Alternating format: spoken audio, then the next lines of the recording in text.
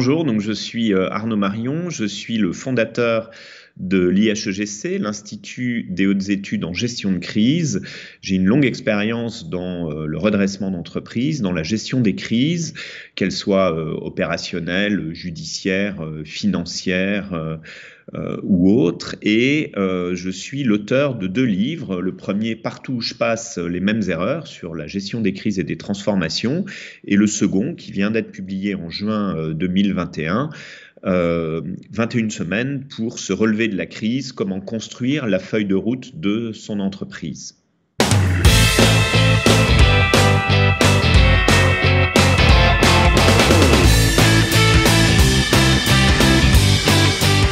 Avant d'entreprendre une transformation numérique, l'entreprise doit réfléchir sur elle-même. Mon dernier livre commence par toute une phase de diagnostic, en fait. Donc, on peut se transformer numériquement, mais pourquoi, comment, et dans quel but? Ça nécessite d'avoir une réflexion préalable. Donc, du coup, il n'y a pas de transformation numérique qui puisse se faire sans une vraie réflexion sur l'entreprise elle-même, sur ses buts, sur sa vision, la vision de son marché, de ses clients, de ses concurrents, bien évidemment, et puis également sans la compréhension de ses forces internes pour comprendre là où elle doit accélérer sa transformation numérique, parce qu'il y a toujours un bout de digitalisation qui est fait à l'intérieur d'une entreprise. Souvent, on le voit que par le petit bout de la lorgnette à travers un site internet, mais en fait, ça peut être vraiment en interne dans la façon de communiquer avec ses clients, dans la façon de communiquer avec ses fournisseurs, ou tout simplement en interne à travers un ERP par exemple. Mais il est impossible de mettre en place de tels outils si déjà on n'a pas des procédures fiables au niveau de l'entreprise, si déjà on n'a pas compris quels étaient les flux, qu'ils soient financiers ou qu'ils soient réels. Et puis surtout, quand on est en train de projeter l'entreprise sur son marché, il va se poser tout un tas de questions, c'est-à-dire est-ce que je fais un site internet informatif, est-ce que au contraire je veux vendre, je veux faire de l'e-commerce, ou est-ce que mon sujet à moi c'est de l'UX, de l'expérience utilisateur, ou est-ce que c'est du CX, c'est-à-dire de l'expérience client. Donc il y a toute cette réflexion qui doit être menée et qui doit surtout être menée avec les bonnes parties prenantes, qui sont avant toute chose les parties prenantes internes. Comme je dis toujours, il n'y a pas de changement sans acteurs du changement. Les acteurs du changement ne sont jamais à l'extérieur de l'entreprise, ils sont toujours à l'intérieur de l'entreprise. Donc avant d'entreprendre une transformation, qu'elle soit numérique ou pas, commençons par réfléchir, par faire son autodiagnostic, puis par aller consulter d'autres parties prenantes externes aussi, ses clients, ses fournisseurs, sa chambre de commerce, sa fédération ou tout autre conseil qui va pouvoir donner un petit peu un point de vue pertinent sur l'évolution d'un marché.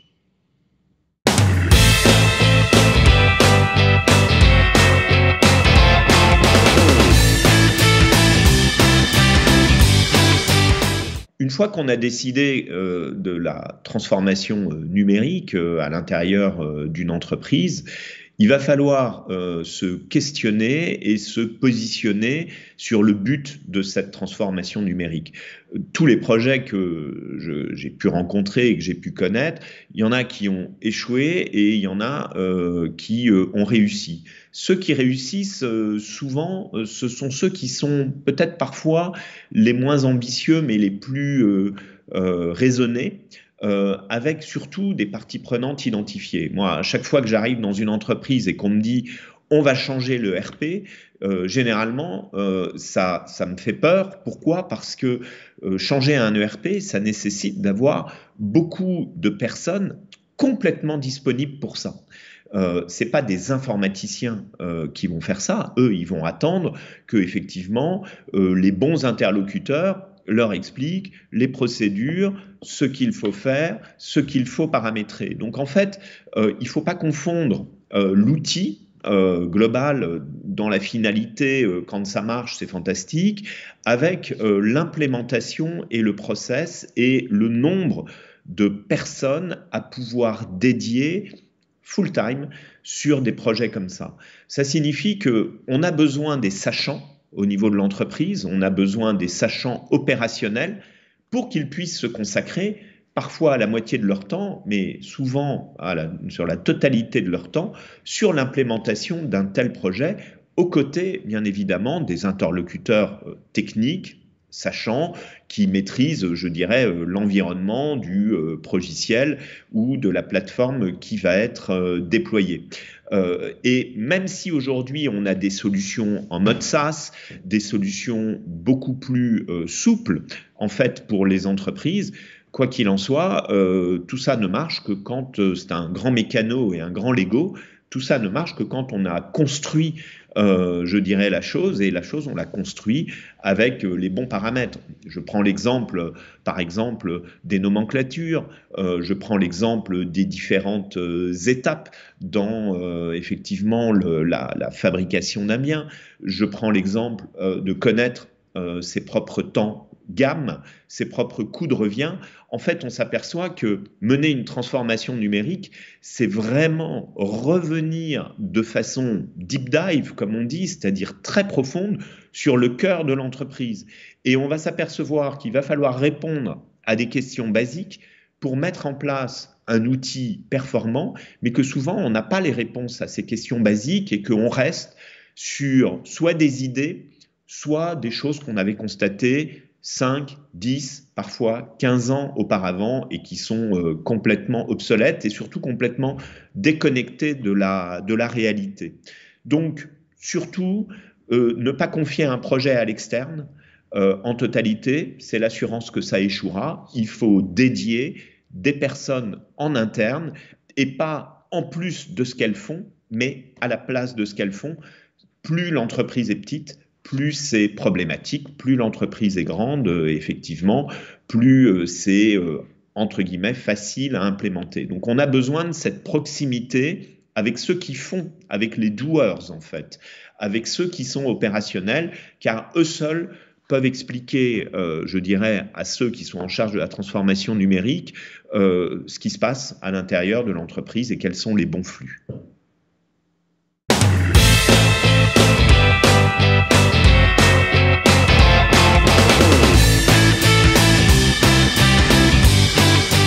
Alors, la chaîne de valeur, ça me fait plaisir, c'est au cœur de mon livre. C'est au cœur de mes livres et en particulier du dernier livre. Et on a vu avec la crise que la chaîne de valeur, elle était très importante. Pour donner une explication, la chaîne de valeur, c'est l'ensemble des étapes de création ou de production, également de vente d'une entreprise. Donc parfois on crée, on produit, on vend en direct ou on vend à travers Internet ou on vend à travers un réseau dédié de revendeurs ou ce genre de choses. Et en fait, comprendre sa chaîne de valeur, c'est aussi comprendre là où on gagne de l'argent, là où on perd de l'argent, là où sont nos ressources. Donc on est dans l'allocation des ressources et on est également dans la compréhension de la flexibilité de l'entreprise, de ses dépendances, finalement un peu de la souveraineté, hein, quand on a vu pendant la crise que tout d'un coup, on pouvait ne pas être livré d'un composant et qu'on pourrait éventuellement ne pas être à même de livrer ses propres productions à cause de cette dépendance. Donc, la transformation numérique, elle va se caler là-dessus. Et encore une fois, on veut transformer quoi et où?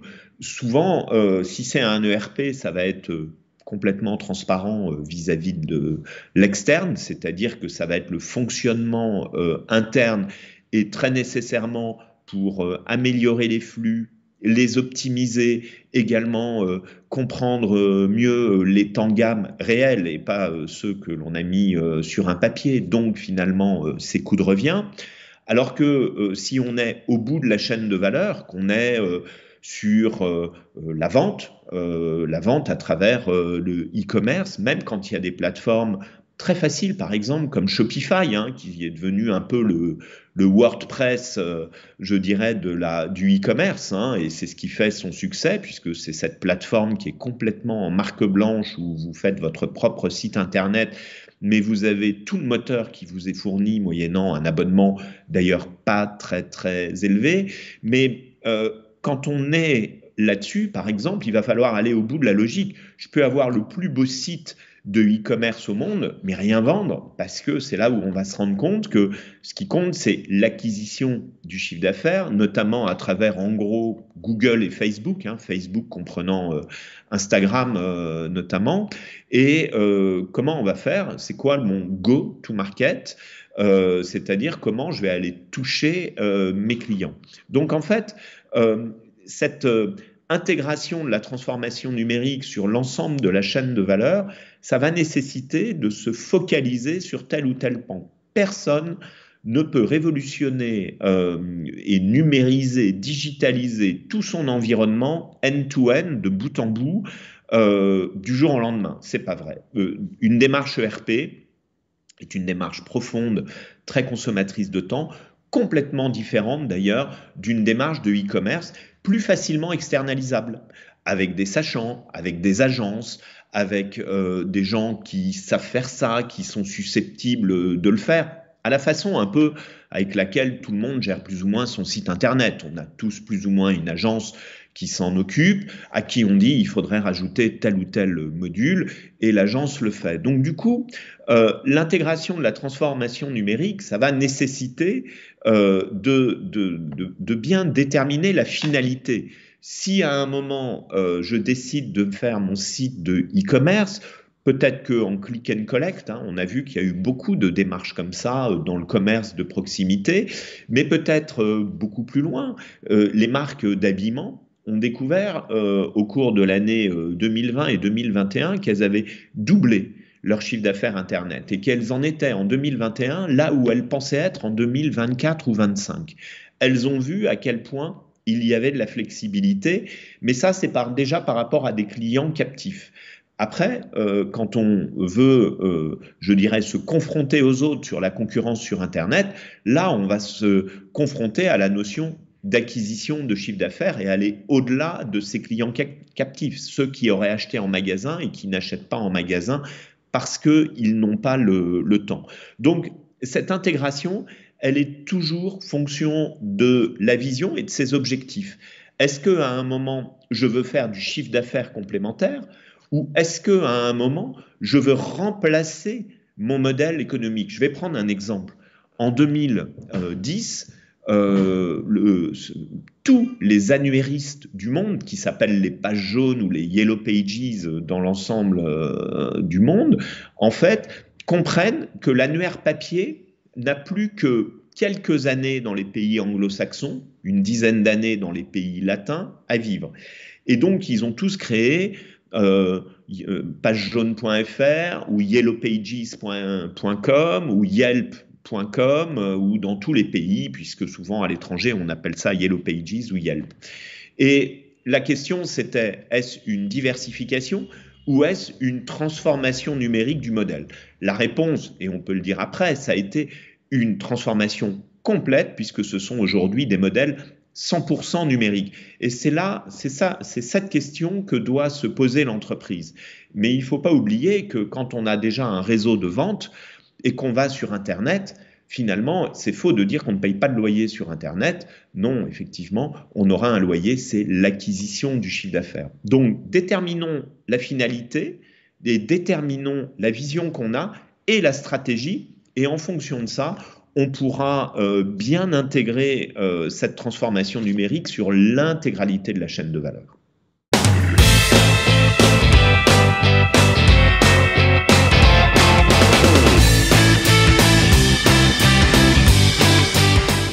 Alors la bonne planification, elle passe par un bon phasage. Tous les projets que j'ai vus se planter, ce sont ceux où on avait trop d'ambition et pas assez de moyens et où on a voulu tout faire du jour au lendemain. Donc, moi, mon premier conseil, c'est de dire il faut phaser. On n'a pas besoin de tout faire tout de suite. On ne va pas passer de l'ombre à la lumière, on ne va pas passer de la préhistoire à la haute technologie. Il faut être capable de se dire, de découper un projet en 3, 4, 5, 6 phases critiques, peut-être des phases de 3 mois, par exemple, ou 4 mois, une espèce de durée cohérente dont on voit vite la fin. Se dire j'ai une seule phase et c'est dans 3 ans la fin, ça ne marche jamais. Donc se donner un horizon de temps court et qu'on peut appréhender. À l'intérieur de chaque phase, il faut effectivement planifier et planifier la disponibilité des gens. Ça, je crois que c'est extrêmement important, c'est-à-dire la disponibilité. Bon, les techniciens, bah, on va les payer pour ça. En revanche, les sachants, eux, ils vont être confrontés à deux choses. Il y a l'approche du run, les affaires courantes, hein, c'est un vocabulaire employé à l'informatique, et il y a l'approche du build, la construction de quelque chose. Donc à un moment, on va leur dire, il faut que tu consacres 1 jour, 2 jours par semaine à cette construction pendant tant de temps. Vous imaginez que quelqu'un dont le métier est de vendre, par exemple, il ne peut pas se permettre de passer les 2/3 de son temps à un projet informatique pendant 2 ans. Ça, c'est quelque chose d'absolument impossible. Donc, du coup, soyons modestes dans l'action, mais il faut être capable de s'y tenir. Ce qui est important, c'est quoi? C'est d'être capable de mener les choses de front.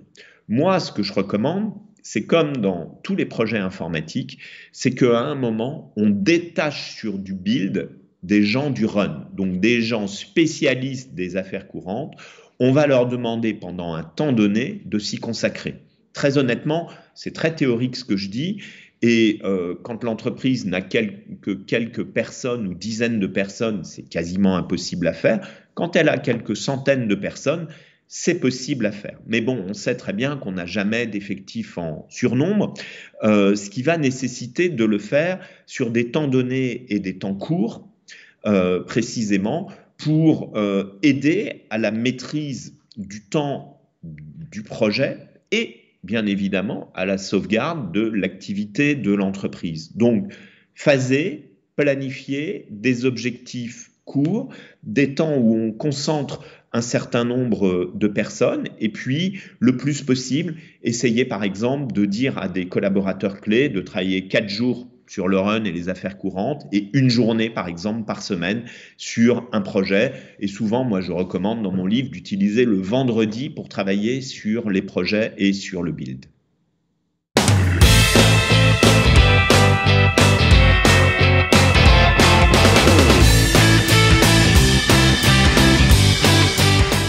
Que ce soit une transformation numérique ou une transformation tout court, en fait, l'enjeu, c'est d'être capable d'expliquer. D'expliquer pourquoi on fait ça. D'expliquer pourquoi à un moment, on a décidé de mener tel projet. Si on impose le projet et que sans concertation, on dit aux collaborateurs qu'ils vont devoir travailler là-dessus et qu'ils n'ont pas été impliqués dans la réflexion préalable du projet, ça ne marchera pas. Donc les bonnes transformations, celles qui réussissent, ce sont celles où on a intégré en amont les collaborateurs dans le projet, où ils ont dit ce qui était possible et pas possible. Et là, dans ce cas-là, ça marche. Il y aura toujours un frein au changement. Il y aura toujours de la réticence. Mais moins c'est expliqué, plus c'est imposé, plus cette réticence est élevée. Plus c'est pris en amont et plus le projet est cohérent, le phasage est cohérent, car il a été fait avec ceux qui vont contribuer dans le futur, plus ça va les intéresser parce qu'ils vont avoir le sentiment d'être propriétaires un peu d'un bout de ce projet et donc ils vont s'y impliquer. Donc du coup, pour éviter les frustrations et éviter le frein au changement, passons du temps préalablement pour expliquer et replaçons ce projet dans une stratégie globale. J'ai beaucoup parlé de vision, d'objectifs. Et ben voilà, si on n'explique pas la vision et l'objectif, on n'explique pas correctement le projet. Donc partons de ces fondamentaux-là et on va vraiment impliquer les collaborateurs.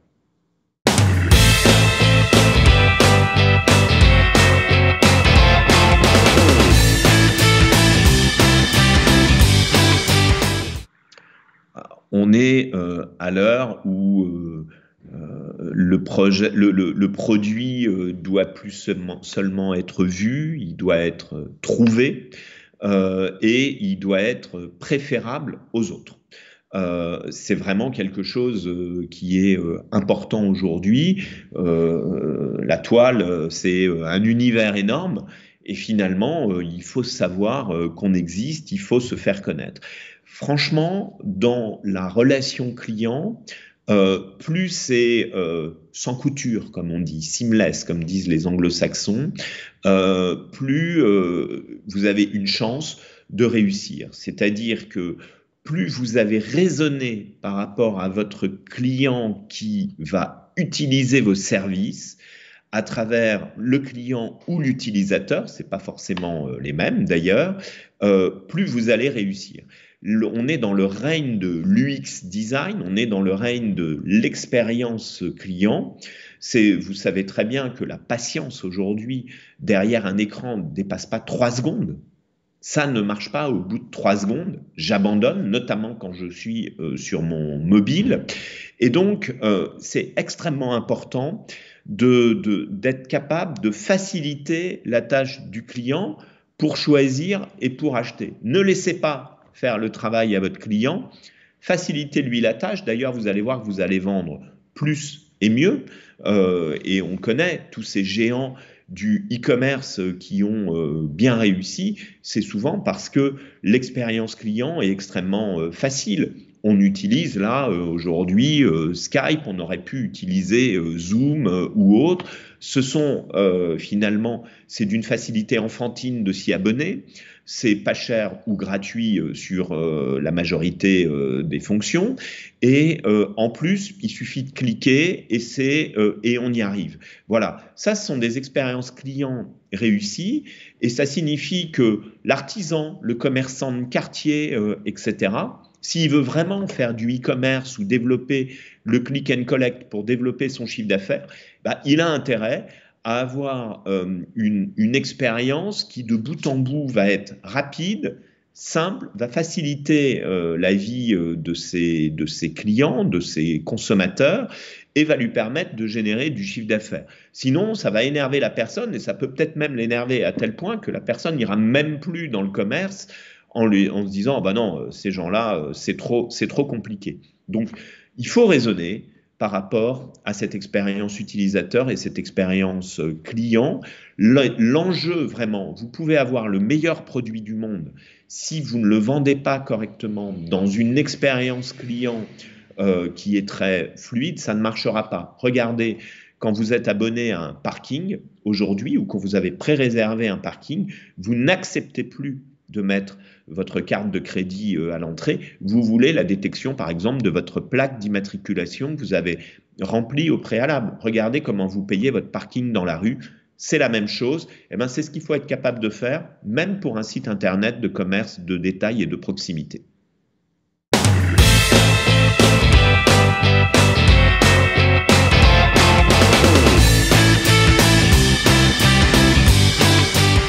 Alors, les transformations numériques, ça coûte très cher quand, in fine, ça ne marche pas et que ça ne débouche pas. Donc, le meilleur conseil à donner, c'est phaser, découper, ne pas vouloir faire tout de suite et être capable de progresser et de faire progresser l'entreprise. À ce prix-là, vous allez voir qu'on va maîtriser ses budgets et finalement, on s'en est passé pendant 10 ans, 20 ans. Pourquoi tout d'un coup, il faudrait que tout soit fait en 3 mois? Ça ne marchera pas parce que ça demande beaucoup de temps. Ça nous demande même beaucoup de temps à nous pour faire un site Internet. On croit que c'est simple. Oui, bien sûr, en 3 clics, une journée, on fait un site Internet. Mais le contenu, par exemple, je prends cet exemple idiot. Ah bah, faut avoir le temps de le rédiger. Et puis une fois qu'on va le voir à l'écran, on va se dire ah bah non, je trouve que c'est moche, c'est pas ça que je voulais. Donc du coup, soyons modestes dans nos objectifs. La modestie dans l'action, c'est l'assurance de la réussite. C'est ce qui va permettre en fait de phaser et c'est ce qui va permettre de se donner des objectifs en fait extrêmement cohérents. Donc ça, c'est vraiment le conseil.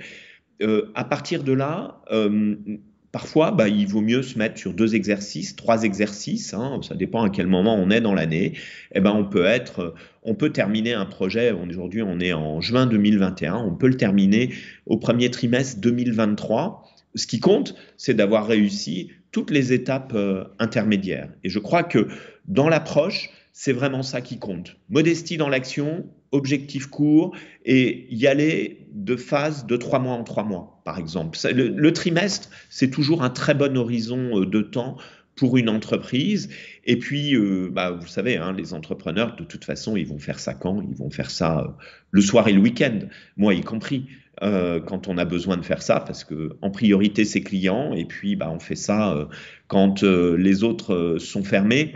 Mais au moins, on va avoir une satisfaction, c'est celle de voir le projet se réaliser au fur et à mesure. Et surtout pas la frustration de voir un projet échouer parce qu'on a été trop ambitieux et qu'on n'a pas assez de moyens.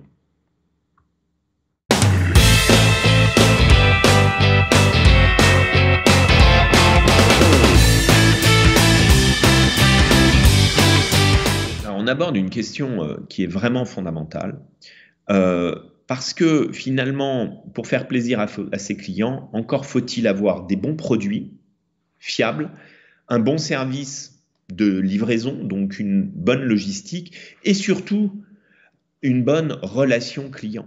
La relation client est essentielle. Moi, j'ai vu des entreprises fantastiques qui avaient des forces de frappe énormes sur Internet échouer parce qu'à un moment, elle n'était pas capable de faire face au mécontentement de ses clients, elle n'était pas capable de livrer de nouvelles choses, de calmer les ardeurs de clients mécontents. Qu'est-ce qu'ils font les clients mécontents?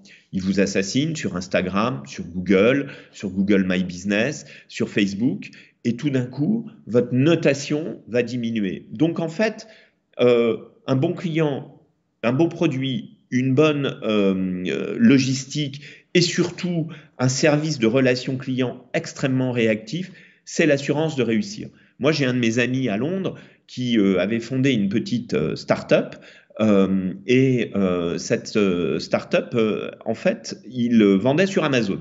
Alors, il avait développé un chiffre d'affaires incroyable en quelques temps. Et puis un jour, il s'est fait exclure d'Amazon pendant 2 jours ou 3 jours. Pourquoi? Parce que il n'avait pas compris que chez Amazon, quand un client était mécontent, ou même s'il mentait et qu'on le savait, il faut tout de suite lui dire pas de problème, on vous relivre. Parce que ça fait partie du service client d'Amazon. Tout le monde critique Amazon, mais c'est un des meilleurs services clients. On a tous eu un problème avec Amazon, on a tous été remboursés par Amazon. Donc, c'est ça qui est important, c'est comprendre que la relation client, elle est plus importante. Peut-être que vous trouvez ça injuste. Par exemple, vous n'avez pas reçu le livre que je vous ai envoyé? Eh ben, il vaut mieux renvoyer le livre, ça vous coûtera moins cher qu'un avis à 0 étoile ou à 1 étoile qui dit que vous êtes un escroc. Voilà.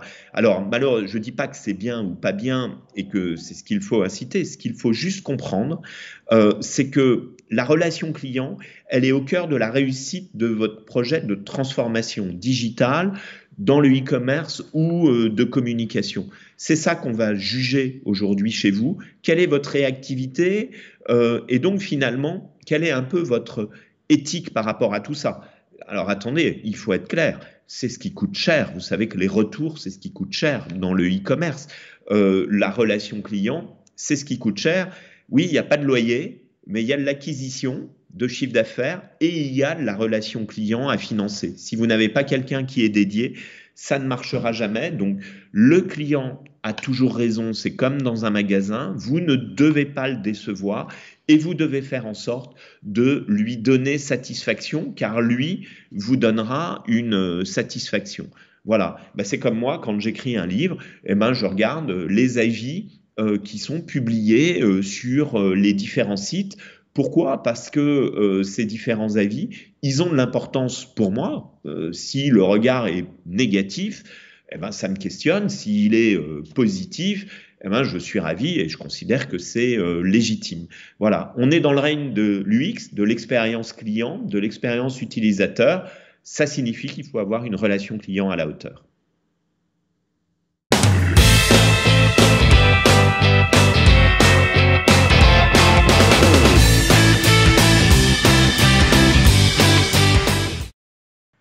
Bon, en conclusion, finalement, à travers la transformation numérique, on a abordé quoi aujourd'hui?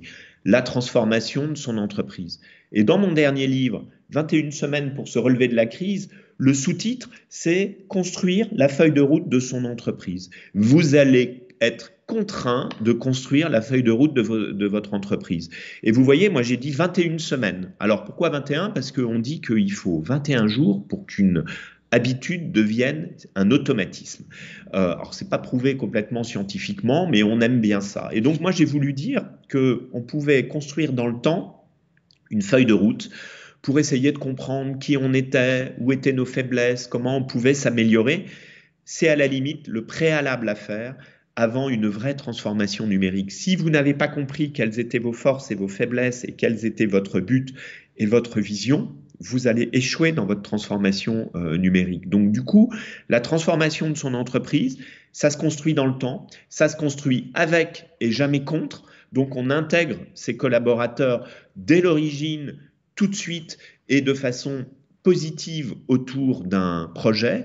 Et puis, surtout, bien évidemment, on n'oublie pas d'aller s'oxygéner à l'extérieur avec les bonnes parties prenantes, d'avoir l'avis tout bêtement de ses clients, de ses fournisseurs. Vous savez, c'est eux qui souvent ont raison. Et puis de comprendre ce que font les concurrents. Apprenons à nous comparer.